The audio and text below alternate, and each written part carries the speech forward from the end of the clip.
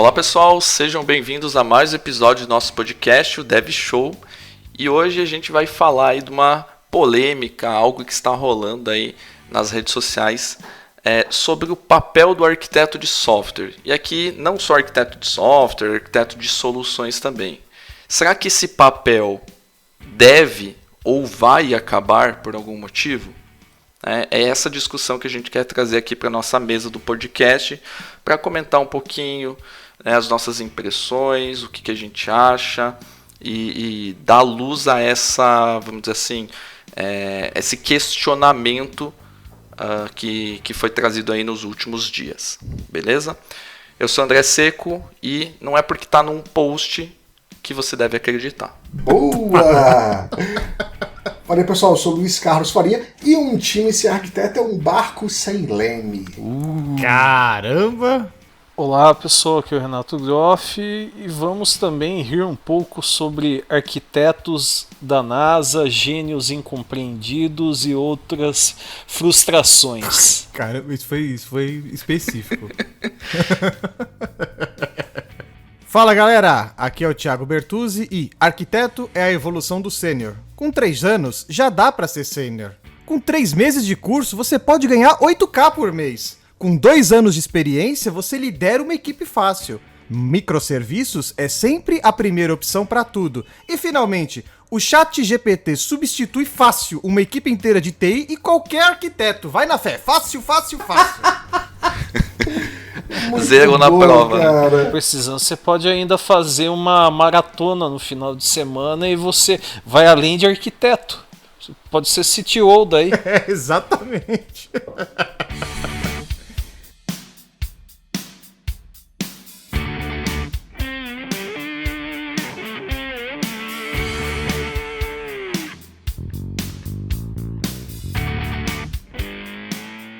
Muito bem, pessoal. Então, para começar nosso papo aqui, vamos dar aí uma pincelada no que é um arquiteto de software e o que é um arquiteto de soluções, né? Você que está chegando agora no podcast, está querendo aprender mais e não sabe o que é esse cargo, né? O que essa pessoa faz.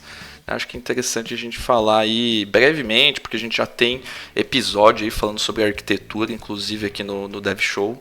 Vale a pena vocês também ouvirem aí, volta no feed, dá uma olhada aí e acompanha esse episódio sobre arquitetura também. Mas aí vai a pergunta aqui para nós, arquiteto de software e arquiteto de soluções, só para a gente diferenciar um pouquinho, tem uma diferença básica aí? Só uma pincelada antes, só para contextualizar as pessoas, queríamos dizer que os 4 que estão gravando este podcast são arquitetos de software, já trabalharam com alguns tipos de sistemas diferentes aí, então eu sei que tem gente que não gosta da palavra propriedade, porque eu já escutei assim, eu não acho que tem que falar, que tem propriedade para falar, mas geralmente quem fala isso é porque não tem propriedade para falar nada, então estamos aqui falando com propriedade sobre como diria, o cargo, o título, a profissão de arquiteto. Olha que bonito, hein? Que colocação aí, bonita. Eita porra! É que ninguém aqui não é um patriarca bíblico, né? Então daí poderia falar que era sabedoria, né? Nossa! É bom pontuar, né? Porque alguns chamam de propriedade, alguns de autoridade, né? E aí a gente pode entrar em outro campo, né? Que a autoridade se constrói, cada um vai olhar o perfil de cada um aqui, vai saber se cada um tem autoridade ou não do que está falando. Mas aqui, deixando bem claro, né? São nossas opiniões. Aí vocês, como tudo na internet, você tem que julgar se ela é uma opinião válida para você ou não, né? Exato. Se for válido para você, absorve. Se não for e quiser ser construtivo, comente aqui, coloque nos comentários aqui a sua opinião. Se quiser só encher o saco, não comenta nada, porque a gente não vai responder, só vai encher o saco, a gente não vai nem aparecer lá. Então poupa seu tempo aí, vai fazer outra coisa aí que é melhor, né? Beleza. Arquiteto de software, arquiteto de soluções. Eu vou começar aqui dando algumas impressões, tá? E bem rápido. Arquiteto de software para mim é o cara pensando assim num software, né, numa solução como um todo, é o cara um pouquinho mais focado no código em si, no projeto em si que você está trabalhando, olhando sobre patterns, olhando como o código pode ser construído, melhorado, boas práticas, etc. Ele é um cara mais focado no software em si, naquilo que você escreve, enfim.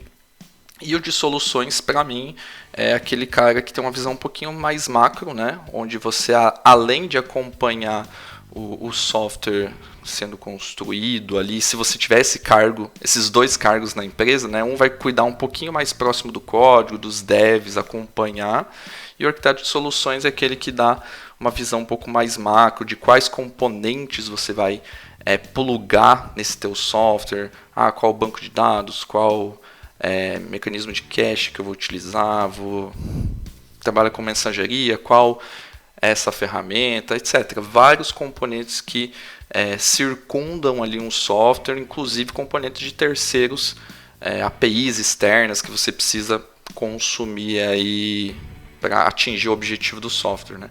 Então acho que são 2 pontos aí, mas eu queria ouvir também o complemento de vocês. Você não acha que um profissional pode exercer os 2 papéis? Sim, eu acho que é bem comum, inclusive. Dificilmente, assim, eu acho que só as empresas assim médias para maiores, né, tem essa divisão de cargos. Eu vejo bastante o pessoal acumular, por mais que muitas vezes não se coloque dessa forma, mas acumulam essas 2 funções. Eu coloquei esse ponto exatamente porque existe muitos casos que às vezes, por exemplo, você deu uma definição aí que como você falou, é rápida, mas é ótima para exemplificar aí. Mas existe uma confusão também que eu já vi de gente achando que, então eu vou ter que ser um ou o outro ali. E por isso que eu tô deixando claro, existem situações que você pode trabalhar nos 2 cargos numa mesma empresa. Sua empresa não é tão grande a ponto de precisar ter os 2 cenários aí, e você conhece as 2 facetas aí, é muito comum que o mesmo arquiteto cuide dos 2 cantos. Então ele elabora a solução tal, mas ele acompanha a equipe, etc., assim como o André falou. E depois também, né, se você considerar que hoje em dia um arquiteto de software acaba se envolvendo bastante também com tecnologias cloud native, nuvem, questões de DevOps, né, ele acaba indo além, né, do trabalho que envolve apenas software, né. Acaba envolvendo planejamento, acaba envolvendo escolher algumas coisas. Claro que um arquiteto de software não vai ter um conhecimento tão avançado de infraestrutura, mas ter uma noção de questões de infraestrutura vai ajudar, né, para que ele saiba argumentar, né, com profissionais de infra o que é preciso para aquele projeto de software que está sendo desenvolvido, né? Massa. Hoje a gente olha para a visão do dev arquiteto de software, arquiteto de solução, a gente vai encontrar uma coisa interessante que é os interesses de cada um, eles são diferentes. O interesse do dev está muito mais focado na entrega do produto. O arquiteto de software vai olhar muito mais para como facilitar a vida desse dev. E o arquiteto de soluções está olhando entre projetos. Então os interesses são muito diferentes. Enquanto o arquiteto de software pode pensar em construir mais e reaproveitar menos, ou ele às vezes ele quer usar uma solução que vai contra uma decisão corporativa, ou uma decisão entre projetos, isso vai fazer diferença, tanto para o arquiteto de solução quanto para o arquiteto de software. Então eu vejo que eles têm uma diferença aí. E essa diferença está nos interesses. Os interesses do arquiteto de solução é um pouquinho diferente.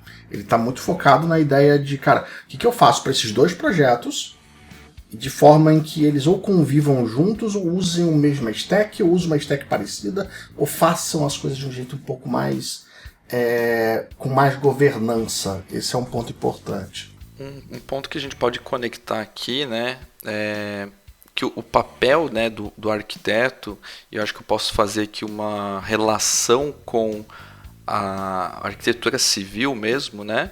Quando o arquiteto recebe um projeto ou é abordado, vamos dizer assim, procurado por um cliente, né? Aquela pessoa está colocando os objetivos que ela tem na construção da casa dela, como que ela seja a casa dela, o que ela quer sentir dentro daquela casa, vem todo um viés assim, né? Todos os desejos dela em construir alguma coisa. E eu vejo o arquiteto de TI aqui, de software, solução, acredito mais de solução que está visando essa parte mais macro, que nem o Luiz falou ali, né? De tentar entregar o que foi proposto, é de cumprir esse papel, de fazer o elo, né? Do que foi projetado, idealizado, quais são os requisitos, né? Pegar tudo isso e transformar isso planejar, obviamente, transformar isso num software. Então, ele é um elo muito forte entre várias áreas da empresa para que consiga fazer com que isso seja concretizado. Então, você vai estar olhando para o time de dev, você vai estar conversando com o time de projetos, você vai estar alinhado com o time de produto, se for um produto, né? Geralmente a gente tem essa divisão, né? Se é produto ou projeto. Algumas vezes isso se une, se mescla ali, dependendo da abordagem da empresa, mas, enfim, tem vezes que é projeto, produto é produto, né? Enfim, mas não deixa de ter essa interação entre diversas áreas. Então, dev, projetos, produtos, a própria gestão da empresa. Então, qual que é a ideia, qual que é a idealização, qual que é a estratégia em criar aquele produto? O que você quer entregar no final? Qual que é o valor que você quer entregar? E ter essa, vamos dizer assim, essa capacidade de sugar isso, entender isso a nível de gestão, por exemplo, e converter isso em software. Em software que faz o quê? Que atende aos objetivos, atende à estratégia e atende a requisitos funcionais e não funcionais. Né? O que é requisito funcional? Precisa ter um cadastro que faça tal de determinada forma, entregue tal valor. Qual que é o requisito não funcional? Isso precisa aguentar 10 mil usuários conectados, precisa performar de tal forma, precisa escalar horizontalmente e verticalmente.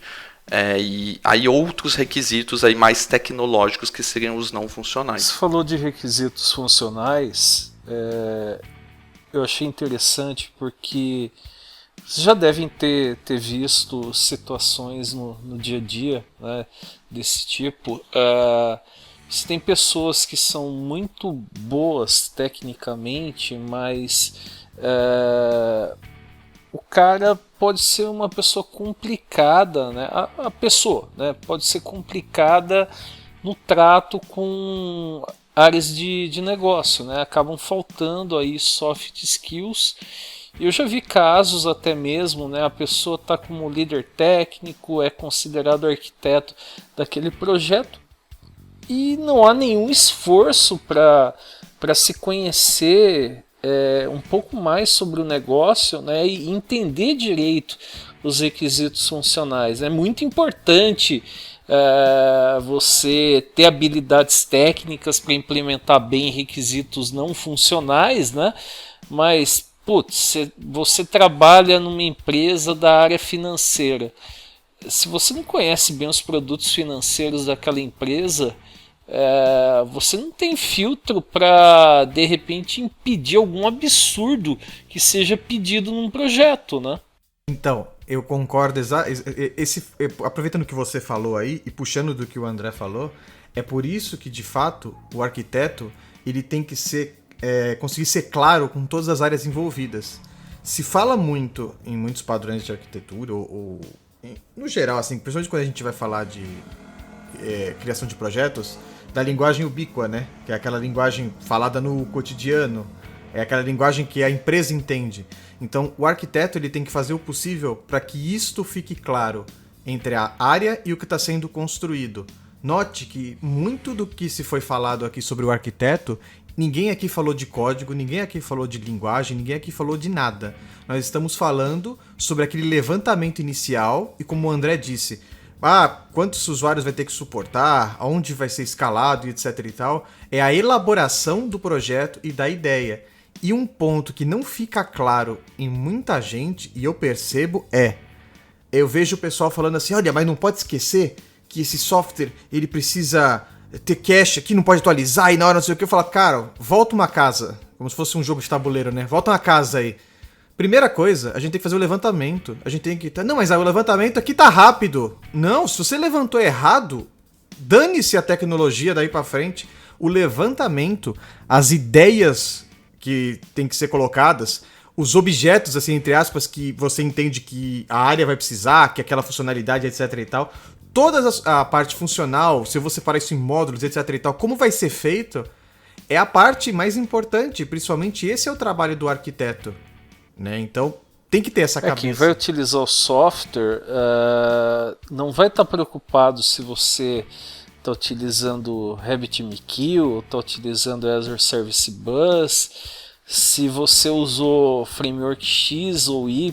O cara quer a funcionalidade, quer aquilo numa boa performance, né? E aí que vem também, né, uma forma de saber se a pessoa é um bom arquiteto, né? Porque ela vai acabar dialogando com diferentes tipos de público, né? Dialogando com diferentes tipos de público, você não vai ter sempre o mesmo discurso, né? Para a área de negócio, você vai alinhar o discurso discutindo requisitos do negócio, e com a área técnica você vai partir para o tecniquez, né? E aí vem a nossa pergunta aqui para a gente desenrolar um pouquinho sobre o arquiteto, né? Sobre esse cargo. Vamos tornar aqui, né, um padrão, como se fosse um cargo, uma posição, né, de arquiteto. Dentro de uma empresa, a gente pode considerar que um arquiteto é uma evolução natural de um dev sênior? Ou seja, como se fosse uma escadinha, eu estou lá, júnior, pleno, sênior, arquiteto, ou eu preciso de muito mais? De forma alguma. Exatamente isso que eu ia falar, o que o Luiz falou. Vou deixar o Luiz falar, que a gente já falou bastante. Mas eu também digo, não, de forma alguma. Cara, vamos lá. O arquiteto ele é um estrategista, então a visão dele precisa se pautar em experiência e diversidade de conhecimento. A gente está falando aqui de conhecer variações. O cara consegue ser sênior com menos variações. E essas variações do arquiteto, ela precisa conhecer não só a variação de código, mas de arquitetura em si. E é uma outra área de estudo. Como a gente fala que os interesses são diferentes, enquanto o arquiteto de solução tem um interesse em entregar uma visão de custo maior, então ele está olhando ali para custo de projeto, que tipo de arquitetura combina com o dinheiro que eu tenho, ou com os problemas que eu quero resolver. O arquiteto de software, cara, como é que eu faço isso? Como é que eu, com base no que o arquiteto de solução fez, o arquiteto de software pega e fala, o que eu preciso construir a partir daqui? O que eu pego pronto e eu tenho que construir? Que eu tenho que facilitar para o meu dev? Então, como essas visões vão se acumulando ali nessa visão de estratégia, é uma outra área. É simplesmente uma outra área. Não é mais só sobre entregar negócio. É sobre entregar caso de uso. É sobre olhar para o negócio. E não é só sobre hard skills, né? É sobre soft skills. Eu acho que tem uma parte muito forte aí de a capacidade analítica da pessoa, como que ela consegue captar uma ideia e é desenrolada o suficiente para poder passar isso, intermediar com as áreas. Cara, eu vejo isso muito no dia a dia. Qual é a capacidade da pessoa de desenrolar, na falta de um termo mais técnico aqui, desenrolar as coisas para os demais setores, né? Não é só o cara, nossa, o cara é proficiente, muito bom C#, o cara é muito bom, manja tudo de nuvem. Cara, não é só isso. Uma palavra que resume isso que vocês falaram é o arquiteto ser um facilitador, né? É uma das partes, né? Porque assim, às vezes, isso acontece em empresa pra caramba. Tu pega um cara que é um desenvolvedor sênior muito bom, o cara entrega, você tem lá o Trello com as atividades, precisa fazer isso aqui, a aplicação já tá lá e o cara pega, o cara entrega e tal. Mas, às vezes ele não é o cara que ele enxerga além do que ele tá fazendo. E não pejorativamente dizendo assim que ele é ruim por causa disso, não, são papéis distintos, como o Luiz e o André que estava completando acabaram de falar. A visão do estratégico porque você tem uma funcionalidade aqui para você implementar, a visão do isso aqui impacta no quê, isso aqui vai acontecer o quê, em teoria já foi levantado por alguém. E essa visão de você pegar algo que precisa ser feito, entender os impactos daquilo ali, entender os problemas que pode se causar, ou que pode deixar aberto para melhorias futuras, ou se criar formas genéricas daquilo lá não se tornar de uma manutenção muito difícil, nem todo mundo tem essa visão. E não é um profissional ruim por causa disso. Um dev sênior, que já tem um bom conhecimento, já consegue resolver um monte de problema, tal, push, codifique, etc e tal, ajuda na equipe e tudo mais, ele vai estar lá no papel dele, ele vai ser muito bem remunerado por isso, ele vai cuidar das atividades dele e tá tudo bem, tá tudo tranquilo, beleza. Não necessariamente ele vai dar, puta, agora pra onde eu vou? Vou virar um arquiteto.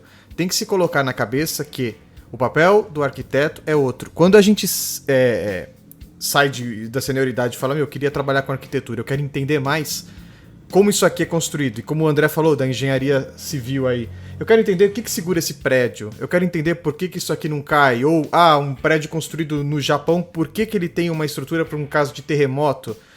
Você entender as decisões estratégicas para as situações que você precisa. É muito ruim quando numa empresa um cara tá como sênior e talvez para ele se sentir mais motivado, um chefe ou alguma coisa chega pra ele e fala, não, agora você é o arquiteto aqui, ó, pode botar aí que você tá como arquiteto e eu quero que você seja o arquiteto. E aí acontece algumas coisas. A primeira é, o cara fica com o cargo de arquiteto no papel e tá tudo bem, beleza? Tá no papel aqui, tá tudo bem entre aspas, eu tô fazendo umas aspas aqui. Ele fica lá no papel pra eles ganharem mais, tá legal, mas ele tá desempenhando o papel de um dev sênior. E aí ele vai pro mercado e saiu daqui como arquiteto, e ele chega lá e fala, eu sou arquiteto, ele faz uma entrevista e alguém fala pra ele, você não é um arquiteto, você é um dev sênior, por causa disso, e esse e outro. Ou ele entra numa vaga como arquiteto e na hora de desempenhar o papel desempenha mal, e também na própria empresa, quando ele é promovido às vezes para arquiteto, ele não tem isso que a gente falou aqui, a visão estratégica e tudo mais, e ele vai fazer um papel de dev sênior como arquiteto. Não, aqui é só separar aqui as pastinhas tal, bonitinho assim, mas ele não entende escalabilidade, ele não sabe por que ele tá fazendo aquilo. Ele vai na internet e copia uma arquitetura pronta, que isso é lamentável e, Você falou não entende escalabilidade, eu lembrei de influenciadores técnicos que não sabem explicar isso, cara. Mas é um problema que eu acho que gera um problema para a própria pessoa. Eu não sei, eu sempre tive... pelo menos eu penso assim, que eu demorei muito tempo para chegar num ponto e falar, tá, agora eu me considero um arquiteto de software e porque eu sei tomar essas decisões estratégicas, eu posso ajudar na empresa. E durante muito tempo eu falei, não, sou um dev sênior aqui. Não, isso aqui a gente tem que ver com alguém que manje. E muito estudo, experiência e etc. Em vários momentos você até já fazia o papel de arquiteto, mas talvez por síndrome do impostor, né, você falava, não, eu não me considero arquiteto ainda, tal. E você acaba vendo o inverso também, a pessoa sem embasamento, que é extremamente comum, né, se vende como arquiteto e quando assume uma bucha, não entrega e acaba pulando de galho em galho. Sim, mas é mais pela situação que assim... quando eu tava fazendo, eu falava, eu tenho que aprender muita coisa sobre outras coisas fora da minha bolha de trabalho dev, assim, de sênior. Entender a gestão de custos aqui, o que isso aqui ocasiona, a parte de escalabilidade total, e etc, e tudo mais, e um mundo fora de pensar estrategicamente, mais do que só pensar como um código, né, dessa parte de tecnologia. E assim, só pra concluir, pra não me estender muito nesse ponto, eu acho muito ruim, e... pessoas que seu chefe chega e fala pra você, você é um arquiteto. Cara, tira o ego da sua cabeça. E é melhor você falar pro seu chefe, falar assim, a não ser que você se considere mesmo e você estude e você fala, não, eu vou topar, bater aqui, vou fazer não sei o quê. Mas geralmente fala, não, eu não sou arquiteto não. Esse projeto aqui tá além do que eu conheço agora. Vamos contratar um arquiteto, quero ser um arquiteto no futuro, traz um cara aqui, eu vou colar no cara, eu vou acompanhar o cara, eu vou entender como as coisas foi pra eu ir pra esse lado. Mas não faça isso de você, não, o cara falou que eu sou. Não é igual sua mãe que fala que você é o mais lindo do mundo e você vai acreditar nisso porque é sua mãe que tá falando, então... E é um problema, e eu acho que é um problema pra pessoa, eu não sei a opinião de vocês, mas eu acho que é um problema pra pessoa, eu acho que isso é um problema pra empresa e pra pessoa, né? Não sei, o que vocês acham? Eu acho que, cara, é a mesma discussão, acho que do sênior, né? Eu acho que não tá voltado ao tempo de casa, ao tempo de que você trabalha com TI, e sim das experiências e da diversidade das experiências que você teve, né? Quais os problemas que você enfrentou, como que você resolveu, e isso vai criando a casca e vai te tornando capaz de assumir cargos diferentes. Eu acho que com o do arquiteto não é diferente. Quando você começa a experimentar ali algumas coisas, a desempenhar alguns papéis que a gente falou aqui, de olhar mais para estratégia, se reunir com o cliente, se reunir com a gestão, entender. Não tem como você, tipo, na minha visão, não tem a menor possibilidade de você ser um arquiteto se você nunca teve uma reunião multidisciplinar com outros times ali para entender as motivações, as dores daquilo que você está construindo. Nunca, na minha opinião, isso não existe para arquiteto. O cara que pegou um requisito no papel, se debruçou no código com alguns devs e está construindo alguma coisa. Eu acho que tem que ter essa interdisciplinaridade de falar, por mais que seja arquiteto de software ou arquiteto de soluções. Acho que precisa ter esse intercâmbio de requisitos, vamos dizer assim, para construir um bom alinhamento no projeto ou produto. Meu primeiro cargo de arquiteto foi em 2008 na CIT, e uma das coisas que eu vi bem interessante lá, do processo deles como um todo, era que o arquiteto participava da definição de requisito. Então tinha uma lista de requisito que ele ia lá, quando o arquiteto de requisito produziu o documento, o próximo a olhar esse documento era o arquiteto. Isso me chamou tanta atenção, porque foi a primeira vez que eu vi alguma coisa estruturada nessa linha, de ter a capacidade de voltar e rever aquele processo, de falar, cara, não, por aqui não, por aqui o custo vai ser maior, por aqui o esforço vai ser diferente, vamos mudar isso aqui? Eu lembro de um caso uma vez, em que eu recebi uma demanda que era fazer um gerenciador de arquivos na web. Eu tô falando em 2008, tá?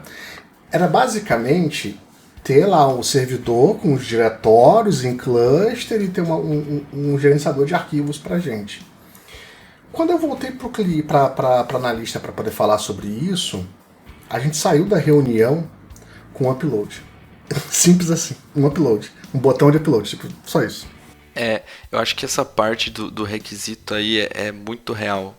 Porque o que acontece se você não participa dessa parte, né? Você acaba tendo uma visão, e aqui você tem os dois lados, né? Quando você trabalha com requisitos. Você pode ser o cliente escrevendo um requisito para distribuir entre os possíveis fornecedores, você pode ser o fornecedor que está aplicando ali para tentar entrar num projeto. E em ambos os lados, ou no produto em si, né? Vou construir tal produto, tem tais requisitos. Tem essa questão também. Sempre tem o lado produto e projeto aqui, né? Mas eu acho que em todos os lados aqui é interessante ter essa visão que o Luiz comentou, porque senão você fica só com a visão só do comercial, ou só da gestão, ou só do produtos. Então você fica com o lado técnico, o lado de viabilidade técnica muito fraco. Aí que você começa a prometer alguma coisa que você não consegue cumprir. E aí todos nós conhecemos os problemas que acarretam dessas prometer algo que não pode cumprir, né? Você vai ter problema lá na frente de certeza, né? Então você precisa passar por um crivo técnico de alguém que tem muita experiência, de alguém que já sofreu na pele, para conseguir travar muitas coisas e liberar, né, algum requisito que faça sentido. Uma coisa que o arquiteto tem que o dev não tem é o entendimento do processo de tomada de decisão. Quer dizer, é um framework de entendimento de como você decide. Porque a tendência do dev pela proficiência numa tecnologia, enfim, que ele vai pegar coisas que ele já conhece ou está muito perto dele. E o arquiteto ele está pronto para o que ele não conhece, que é muito diferente. Então ele tem um framework de decisão, ele tem um framework de tomada de decisão, tem um framework de pesquisa, avaliação de tecnologia, avaliação de estratégia, que vai além do que ele já viu, de fato. Entendeu? Esse é um ponto que faz diferença. Na minha cabeça faz diferença no tipo de perfil. Vamos dizer assim, um mapa mental que faz com que ele chegue numa resposta mesmo ele não tendo essa resposta no momento, correto? Correto. Se você olha, você tem um jeito ou você tem estratégias para poder olhar para um problema e falar, beleza, não tenho solução aqui. O que eu vou fazer para poder correr atrás de solução? Eu vou olhar para o mercado, vou olhar a concorrente, eu vou olhar soluções parecidas, eu vou estudar fundamento, porque tem algum fundamento que eu não tenho, que eu vou fazer para contemplar isso? E criar uma matriz. Aí cada um faz do seu jeito, mas eu gosto do SWOT, mas o 5W2H. Juntando os dois dá para dar. Mas você tem uma estratégia mental para poder tocar isso, entendeu? O Luiz até falou sobre tecnologias, sobre tomada de decisão, né? Acho que no fim das contas, um bom arquiteto ele vai ter que se equilibrar entre pragmatismo, né? Pegando um gancho em cima do que o Luiz falou, pragmatismo e capacidade de inovação, né? Porque em alguns momentos, o Luiz mesmo falou, putz, o que a gente vai fazer aqui? Vamos buscar uma outra tecnologia, alguma outra coisa do mercado? Então vai ter situações em que, com base no conhecimento que ele já tem, ele vai falar, olha, vamos tentar adaptar isso daqui, customizar algo que já existe aqui, né? Mesmo sabendo que, putz, eu poderia usar tal tecnologia nova, mas você tem que levar em conta tempo, recursos que você tem para fazer aquilo, né? Nem sempre você consegue, para uma demanda urgente, fazer algo no estado da arte. E até o Bertuzzi estava comentando mais cedo, eu não lembro se, eu acho que foi no papo antes da gente começar esse podcast, né? Ele comentou de uma situação, né? Aquele negócio, você está começando algo do zero, é um ótimo momento para você fazer um bom planejamento para aquilo andar. Já começou e é inviável gastar tempo com tanto planejamento. Então, infelizmente, toca do jeito que tá, né?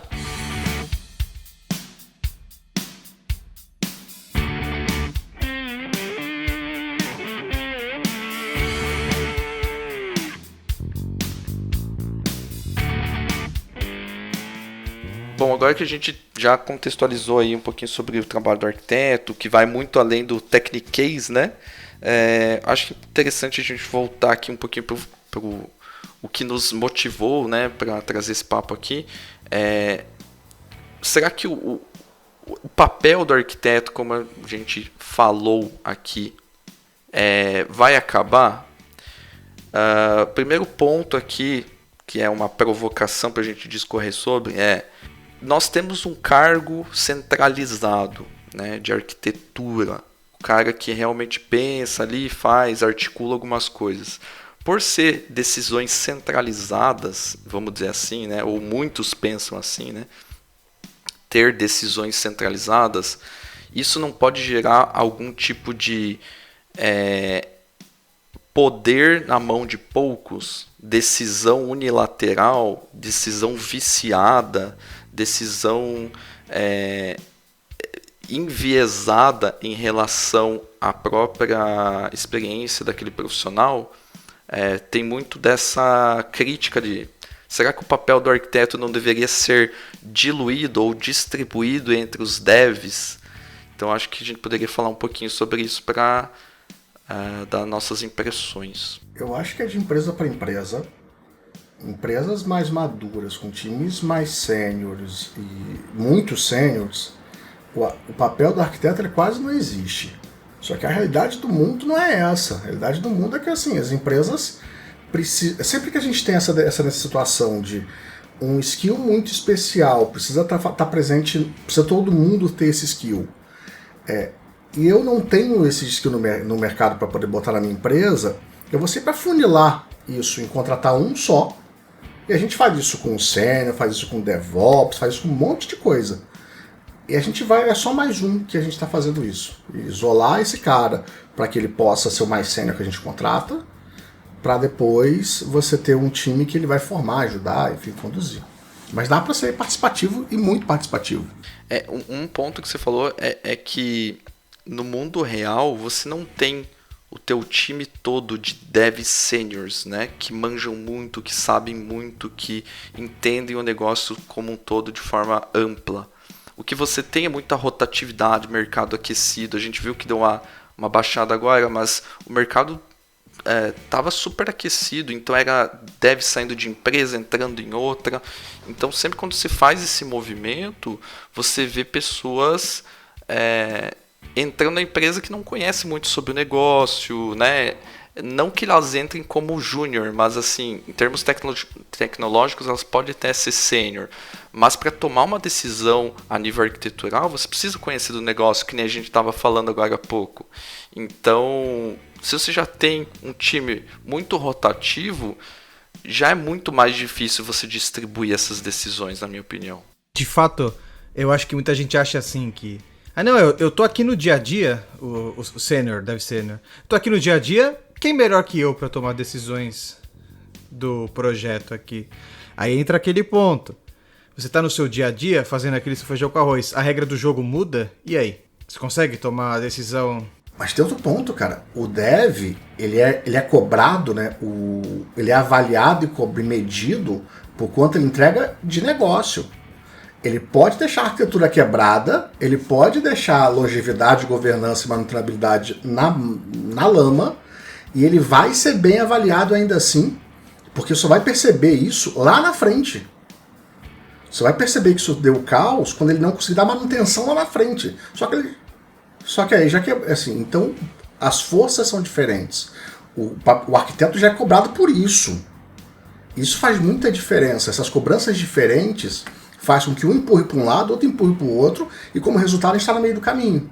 O melhor é entre governança e longevidade, mas também entrega de caso de uso rápido, entrega funcional e requisitos básicos imediatos ali do projeto. É essa medida que eu acho que faz muita diferença, sacou? Sabe uma coisa também, pegando em cima do que vocês falaram já, que eu percebo que acaba passando batido. Você lê livros, obras sobre implementação de microserviços, e hoje quando você pega muita gente falando sobre microserviços, seja num projeto, seja numa entrevista, seja num podcast, seja numa palestra, é muito do ponto de vista técnico, mas poxa, você está desenvolvendo um microserviço, o que é falado desde o começo? Na verdade, a equipe que está envolvida na implementação para cuidar daquele microserviço, o pessoal atua como um time, né? Então você é dono daquele produto. Se você é dono daquele produto, você tem que conhecer o que aquele produto faz, né? E muitas vezes a gente falou aí de rotatividade, tudo isso, né? Do cara sair, ou do aquele cara que assume um papel de arquitetura, mas ainda está meio cru para isso. A pessoa precisa entender o que ela está fazendo. Não vai ser só, olha, estamos usando isso daqui que foi recomendado no evento de Kubernetes agora no mês de abril, por exemplo, que teve o KubeCon, né? O ponto do Renato é importante, porque a gente tem que levar em consideração que é o seguinte: não vai entendendo aí que o arquiteto ele planejou, colocou, agora ele vai codificar o sistema inteiro, ele vai colocar as funcionalidades, depois ele ainda vai atender os chamados quando der problema, viu? Então, para não se confundir os papéis. Os papéis, assim, também, você pode pegar as obras aí de microserviços. Acho que um dos livros mais conhecidos é aquele Building Microservices, né, que, se eu não me engano, a capa dele é uma colmeia, alguma coisa assim. Lá fala bastante nesse livro que não é só questão técnica, né? E quem está envolvido no projeto joga como um time, né? Muitas vezes, eu acho que vocês já devem ter visto isso no mercado, em várias situações. Você tem um arquiteto de software, na verdade a equipe de desenvolvimento usa o arquiteto de software como se fosse o cara que vai capitanear uma briga deles com os caras de infraestrutura, e não é isso, tem que todo mundo colaborar, né? Então entra aí de novo na questão de soft skills, né? O cara que é o arquiteto, né, ele também precisa saber negociar e ajudar todo mundo a convergir para entregar aquele produto, né? O livro, um ponto importante é que saiu a versão nova E a versão nova tem muita revisão, mas muita revisão. Então é praticamente um outro livro. Vale a pena. Legal. A gente estava discutindo ali da questão de centralizar isso no arquiteto e que essas decisões, e não distribuir isso entre os devs. Teve o ponto ali de nem todos os devs têm o conhecimento total do negócio ou o conhecimento técnico, né? O Luiz trouxe que os papéis são cobrados, são avaliados por diferentes métricas, vamos dizer assim, né? Então, o que acontece na prática é que você tem cada um sendo uma parte do bloquinho para entregar a solução total que converge com o que o Renato falou. E aí, o que a gente vê no mundo real, né, é esse discurso de vamos separar para que todo mundo possa decidir sobre a arquitetura.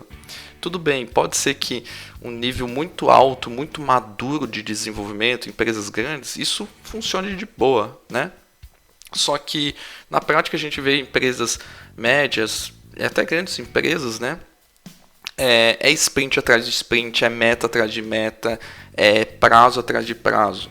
E aí você combinar já as suas obrigações de dev, que são entregar aquela história, entregar aquela subtask, entregar X itens na sprint, por exemplo, com o cara tem que se preocupar em pensar coisas e pensar a longevidade do projeto, etc, etc e tal. Isso é muita coisa. E isso não é que a pessoa não pode fazer, não existe isso na prática. Talvez exista, mas eu vi muito pouco. O dev tentar sugerir alguma coisa e o arquiteto barrar, falar não. Ele até pode fazer isso de uma forma, claro, respeitosa quando o argumento não para em pé, né? É uma ideia que ele às vezes não vai se sustentar. Mas existe muito pouco essa autoridade, esse top-down de falar a gente vai fazer assim, assim, assado e eu não quero ouvir nada de ninguém, né? Isso está muito mais para uma ditadura ali do que uma colaboração em time. Então o que eu vejo no dia a dia, né? No mundo real aí? Pelo menos nos casos que eu acompanho, que eu vivo, um arquiteto não é descolado dos times que desenvolvem. Se um arquiteto é descolado dos times que desenvolvem, ele já está errando aí, né? Ele já não está próximo do que está sendo construído. Ele não tem a visão necessária, ele não sabe para que caminho que o software está indo. Então, essa visão de time de arquitetura que tá no andar de cima do prédio e não conversa e só vai dando diretrizes que os times de desenvolvimento vão utilizando, na realidade, isso, cara, na minha experiência até hoje eu não vi isso acontecer. Se acontece, talvez seja um nível 2 de arquitetura, sei lá, uma arquitetura que dita os padrões, vamos dizer assim, default das ferramentas que já compraram, que devem ser utilizadas, mas obrigatoriamente tem que ter um time de arquitetura que está conectada com os times. Esse descolamento é receita para o fracasso. Até porque, né? Você vai fazer uma arquitetura que ninguém sabe usar, o que está lá na hora de desenvolver. Vai fazer como o negócio lá? Eu vim aqui, elaborei aqui, ó. Imagina que você não tem como pegar recursos, assim, um exemplo, todo um cenário. Eu vou montar aqui toda essa arquitetura aqui, montei tal microserviço, tal galera, vai todo mundo fazer em Java aqui, o time .NET lá. O cara vai olhar lá e falar, não, por que aqui... eu achei que o time manjava de Java. Aí tem que ter a conexão entre as áreas. E outra, aí entra um ponto também. Não é por causa disso que você vai usar só tecnologias que seu time conhece. Então, por exemplo, o time está acostumado a fazer um projeto monolito. Você surgiu que você tem uma necessidade agora de microservices. O arquiteto tem o conhecimento. E ele tem que difundir esse conhecimento para o time na hora de trabalhar. Entender como cada time vai cuidar de cada serviço. Como vai ser feita a integração entre eles. Como vai ter aquela camadinha do Event Bus lá que eles vão ler, tal, como as equipes vão fazer. Sem essa integração arquiteto com a equipe e tudo mais, como o André disse, no mundo real, você não vai conseguir. Não vai existir um projeto que vai sair assim. Então, tem muita coisa que é fantasiosamente na cabeça de algumas pessoas, e as pessoas acabam até passando pra frente aí, o achismo, porque talvez nunca entenderam o papel do arquiteto direito, mas o arquiteto é uma função importante para fazer essa ligação entre esses pontos, assim, eu sei a tecnologia, mas agora eu preciso que o time também esteja ciente. Não adianta aquele dev sênior que leu na internet, eu fiz um curso de 8 horas de microserviços, falou, agora eu manjo, eu vou colocar o microserviço aqui no meu projeto porque eu vi que é o futuro. Não é assim. Vou testar isso aí, né? Isso. Cara, eu vou dar um parênteses aqui, porque eu trabalhei numa outra empresa e tinha um cara lá que ele trabalhava numa equipe lá e tal, e ele aprendia uma tecnologia nova e ele queria testar no produto da empresa. Era maravilhoso isso daí. Agora aqui... eu sou velho, né? Então agora aqui o HTML5 que importa. Aí o cara ia lá, não, eu vou trocar essa parte aqui. Mas peraí, ele estava usando outro framework. Não, agora aqui. E agora aqui eu aprendi o framework X.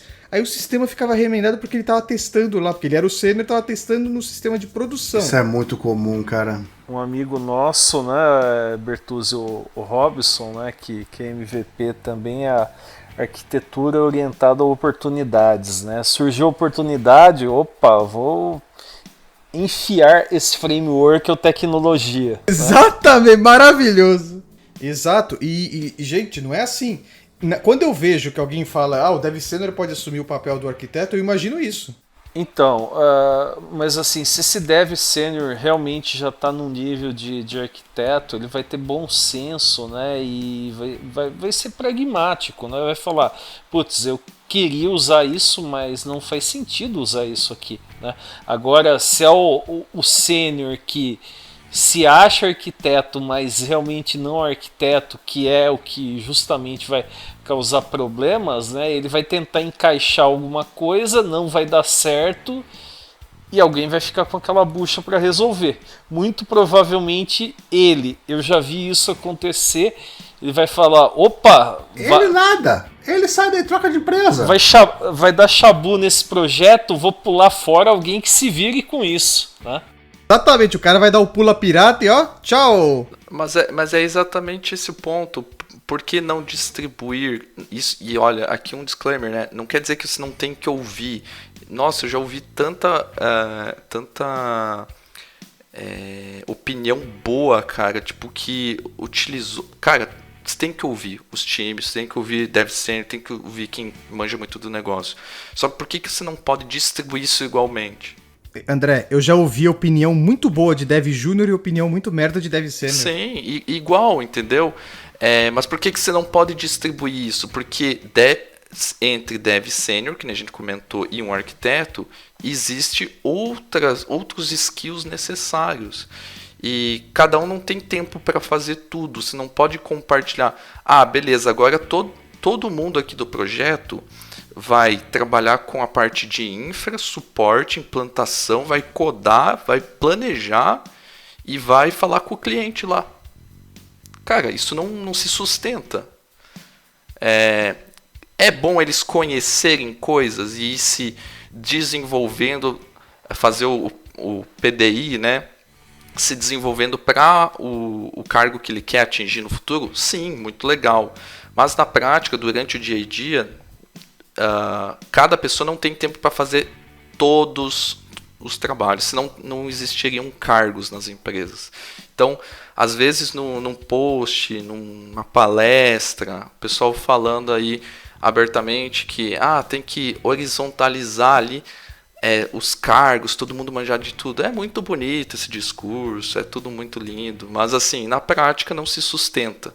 Não, é um negócio assim que, se você parar para pensar friamente, vai virar uma bagunça, porque pode até acontecer de você ter alguém que, o cara entrou como sênior, mas o cara tem talento, na verdade o cara já está no nível de arquiteto e faz as coisas acontecerem.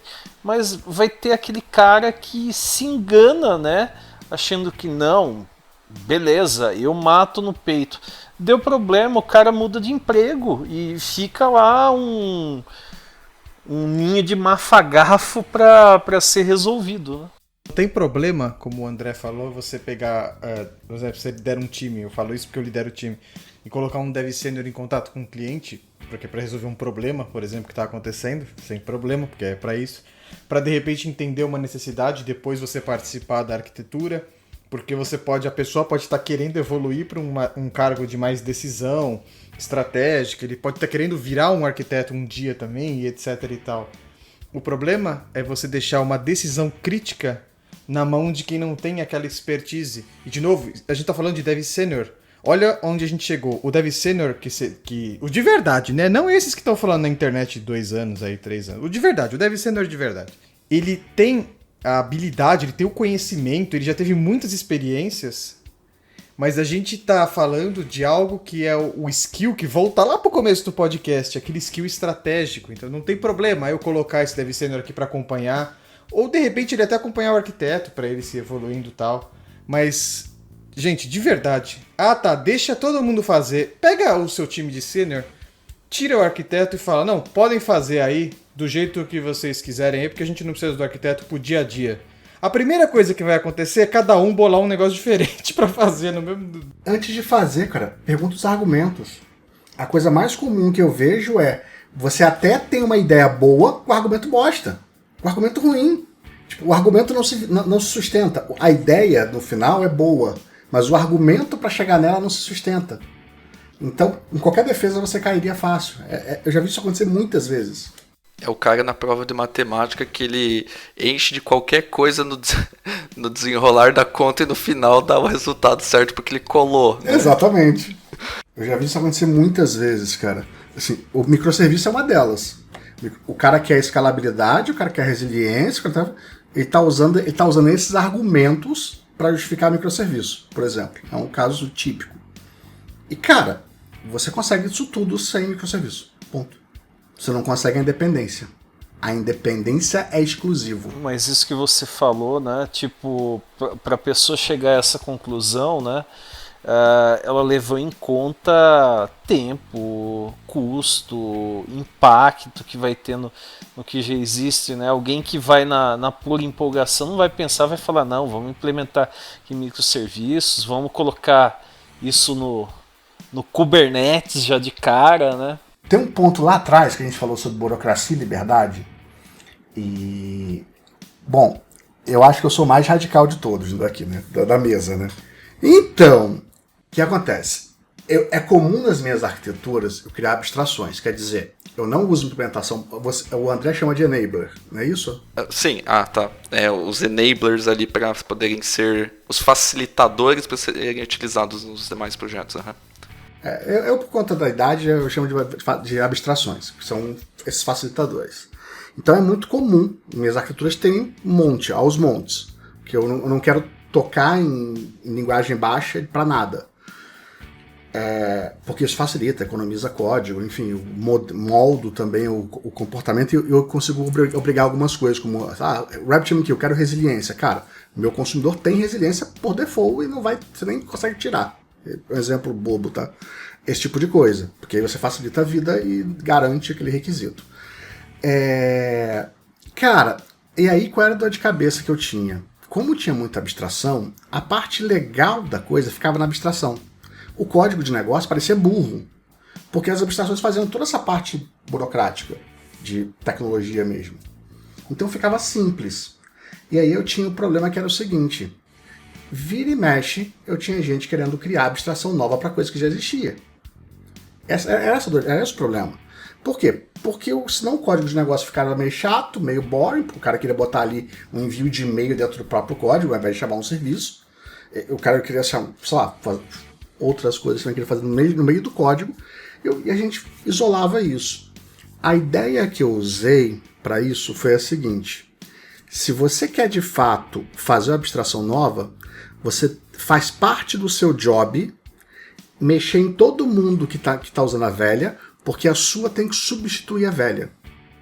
Então, do ponto de vista de governança, eu garanto que o cara que tá ali tentando fazer aquilo, ele tá motivado o suficiente para mexer no velho, no que ele não conhece, que é o principal ponto que desmotiva as pessoas. Então só que ele vai aprender o requisito dos outros para entender e justificar o porquê aquilo foi daquele jeito. Então foi um meio termo que eu achei de inibir aquele motivado que só quer usar o trabalho como playground. Só quer a parte boa. Só quer usar o trabalho como playground. E também dá ao mesmo tempo valor ao cara que, não, tipo, eu acho que isso aqui merece ser novo mesmo, porque isso aqui tá ruim. E vai lá, entendeu? Se ele garantir esse requisito que é não ter duas abstrações para a mesma coisa, cara, tá feito. Pra mim tá super de boa.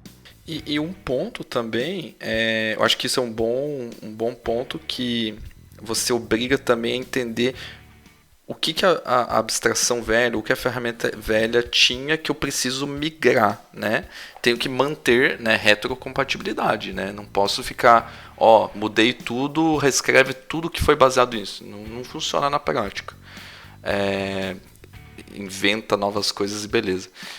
Um ponto que eu acho que funciona também é que você pode ser colaborativo para que os times, e aí algumas pessoas, obviamente, né, mais sêniores e tal, mexam nesses enablers, mexam nessas abstrações. Claro, sempre com revisão de código, bom papo antes, por que mudar, mas deixar eles participarem da construção disso. Não é só papel do arquiteto fazer isso. Eu acho que pode sim envolver bons desenvolvedores sêniores, mas sempre com alinhamento, com code review, tudo bonitinho. Acho que isso ajuda eles participarem do processo. Eu acho que forma novos arquitetos. Exato. Eu acho que o papel de formar arquiteto é exatamente nesses momentos você conseguir dar os argumentos. O porquê que aquilo é feito daquele jeito. Por que aquilo não é feito de um jeito diferente? E outra coisa que é poder dizer, olha, se a variável que a gente tivesse aqui no nosso projeto fosse essa, isso aqui seria diferente desse jeito. Que isso dá muita riqueza. Exatamente. E aqui só contextualizando, né, os enablers, essas abstrações que o Luiz falou, é aquela ideia de reutilizar, né? Você criar aí... a gente fez um podcast muito legal, aqui lembrando, tá aí já puxando o gancho para o pessoal ouvir, com o pessoal da Via, Via Varejo, o grupo Via, né? Onde eles comentam que lá o time de arquitetura é responsável também por ter essas implementações desses facilitadores, para que quando um dev recém-chegado na empresa queira começar a construir uma API, a API já vem com rastreabilidade, com monitoramento, já vem com algumas coisas plugadas por default, que são definições ali que a empresa, como estratégia, quer ter. Não quer que surja uma API sem log, sem monitoramento. Então, já foi criada uma estrutura, né? Exatamente. E daí o cara consegue fazer o primeiro commit muito rápido, sem ficar pensando e reinventando coisas que já existem. Então, quem não ouviu, procura aí o bate-papo com o grupo, com os arquitetos do VIA. E não é só reaproveitamento, é garantir também, forçar também alguns requisitos. Porque às vezes o requisito é resiliência, o requisito é escalabilidade, às vezes o requisito é o async. Tem vários, depende do cenário. E às vezes, por exemplo, a ferramenta de monitoramento, a empresa inteira usa o Dynatrace lá, de fazer a rastreabilidade, etc. Né? A ferramenta Dynatrace. E aí, nada que impeça de um novo projeto ter outro, mas você já está pagando pelaquela ferramenta, então, tipo, não tem a necessidade de você colocar outra, né? Isso já foi pensado, já foi decidido.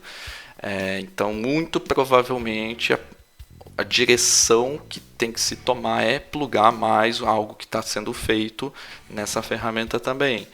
Então, tem alguns alinhamentos de custos, tem outras motivações por trás de como aquilo foi construído. Não é simplesmente por, quis assim, veio da cabeça do arquiteto e é isso.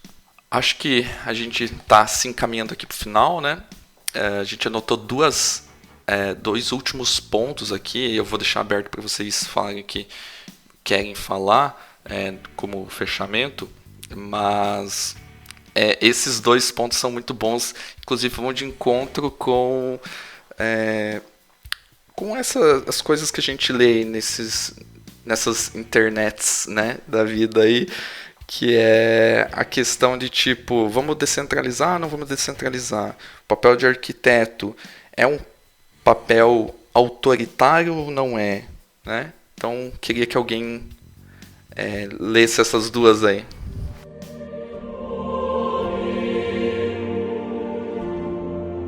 Quando alinhado, arquiteto é um facilitador.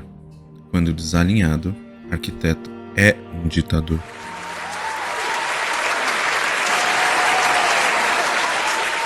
Bom, como essas frases ditas aí, e de fato a gente acredita que...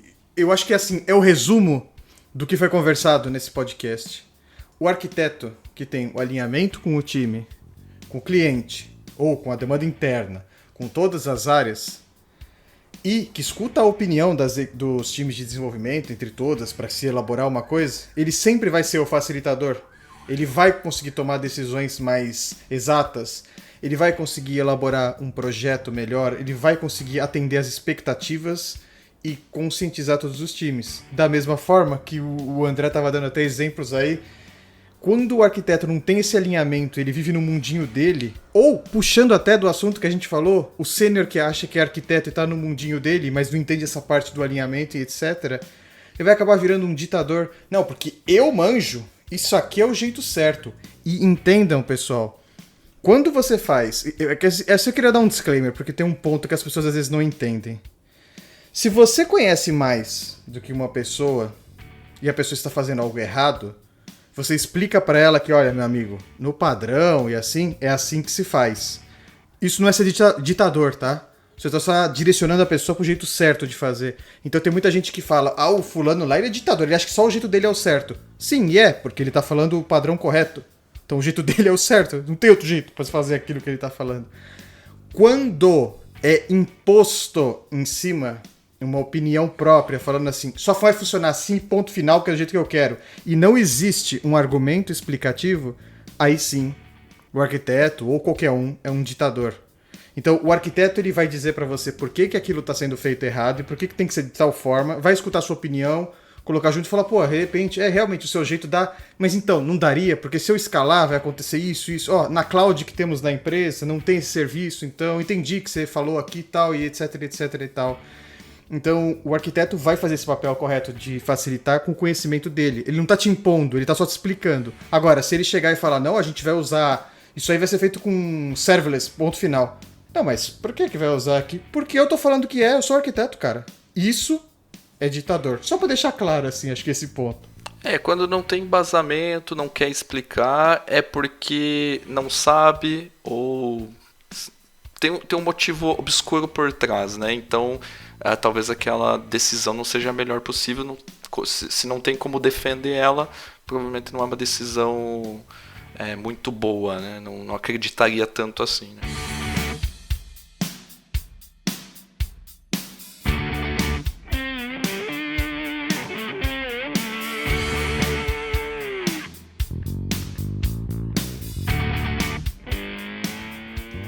Beleza, então, pessoal. Bom, esse foi o nosso episódio aí. De número 44. Espero que vocês tenham gostado, né? Não esqueçam que tem outros episódios que a gente comentou durante esse aqui que vocês podem ouvir também. Vai trazer grandes ensinamentos, eu acredito, para vocês. E não esqueçam de deixar suas impressões, feedbacks, estrelinhas, favoritos, tudo que vocês podem aí para ajudar o podcast também. A gente está no Spotify, Deezer, iTunes, Google Podcast e também no devshow.com.br. Beleza? Um abraço e nós nos vemos no próximo episódio. Valeu! Valeu, pessoal! Valeu, pessoal. Até mais. Valeu, galera! Falou!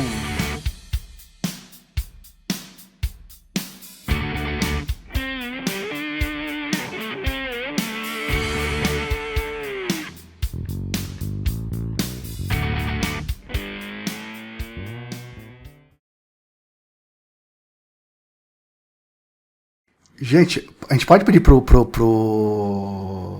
Everton gravar isso? Só pra inserir? Só pra inserir. Do nada, assim, do nada. Por favor. Gostaríamos.